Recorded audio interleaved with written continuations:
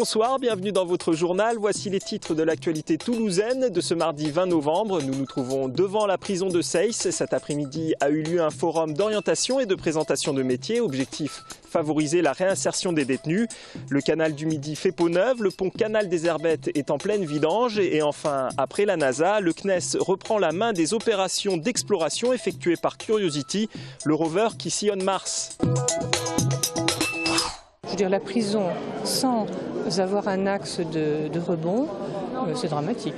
Une vingtaine de femmes détenues ont participé cet après-midi au forum Orient Express au centre pénitentiaire de Seyss. Objectif de ce forum d'orientation, la rencontre entre détenus et organismes de formation, artisans ou encore entreprises locales.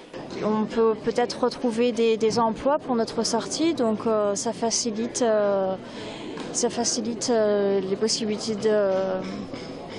de trouver un travail. C'est l'occasion de venir chercher des informations actuelles parce que ça évolue. Je veux dire, il y a des postes qui bougent.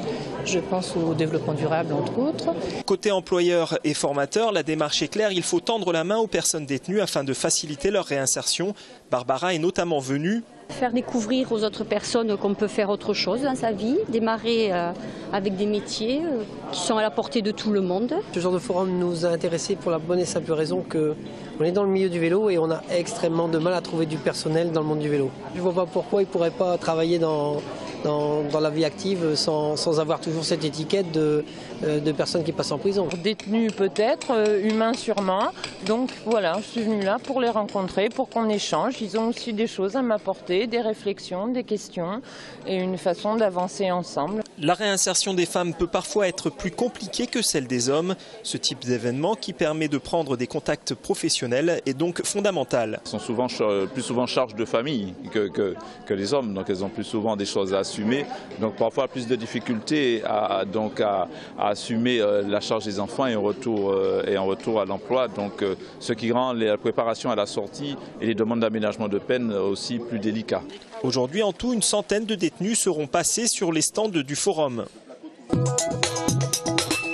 Des salariés de la branche associative, sanitaire et sociale qui veulent sauver leur convention collective font un bras de fer contre la FEAP, la Fédération des établissements hospitaliers et d'aide à la personne privée. La FEAP, selon l'intersyndicale, voudrait imposer, entre autres, une baisse de la prime d'ancienneté, de l'allocation de départ à la retraite et des primes décentralisées. C'est dans un brouillard plutôt dense que se poursuivaient aujourd'hui les travaux de vidange du canal du Midi entamés hier. Il s'agit d'évacuer les 4500 mètres cubes d'eau du pont Canal des Herbettes. Une fois que l'ouvrage sera mis à sec, ça permettra à nos agents de venir à l'intérieur de la bête, à l'intérieur de l'ouvrage, pour aller à la fois nettoyer, bien évidemment, et puis vérifier tous les organes de détection et notamment tous les petits capteurs qui ont été installés dans l'ouvrage et qui permettent de déclencher, si besoin, la levée des clapets. Des clapets qui ont été mis en place il y a maintenant 4 ans, car c'est un ouvrage un peu particulier. Le canal du Midi franchit la rocade. Des millions de voitures passent dessous tous les jours. Ces clapets sont très importants puisqu'ils permettent d'isoler le volume d'eau du pont canal. On est sur un bief, c'est-à-dire sur un secteur de canal entre deux écluses, sur un bief qui fait 10 km. Donc des millions de mètres cubes d'eau.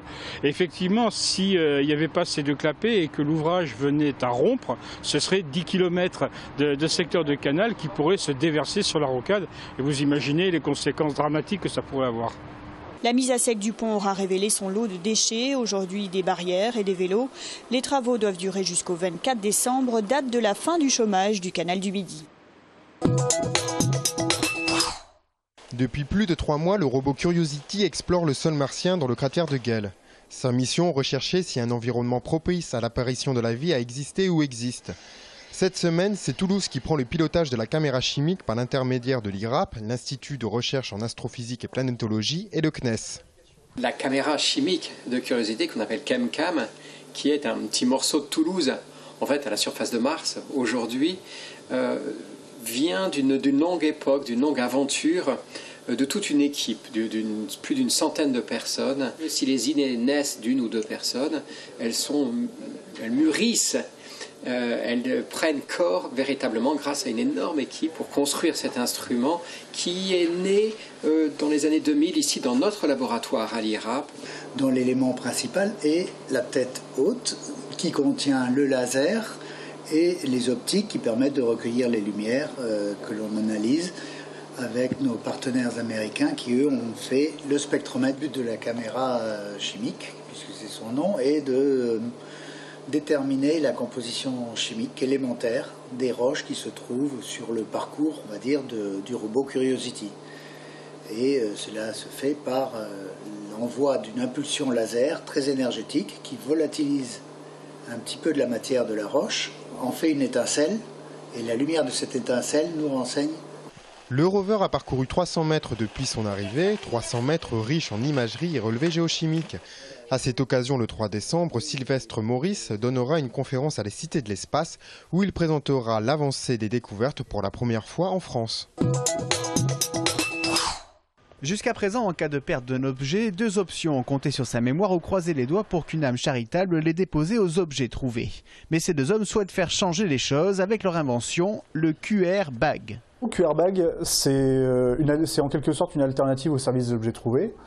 Donc un objet qui sera équipé d'un QR Bag, s'il est perdu, la personne qui le retrouvera n'aura qu'à le flasher avec son téléphone et cela envoie un message directement au propriétaire lui indiquant que son objet a été retrouvé.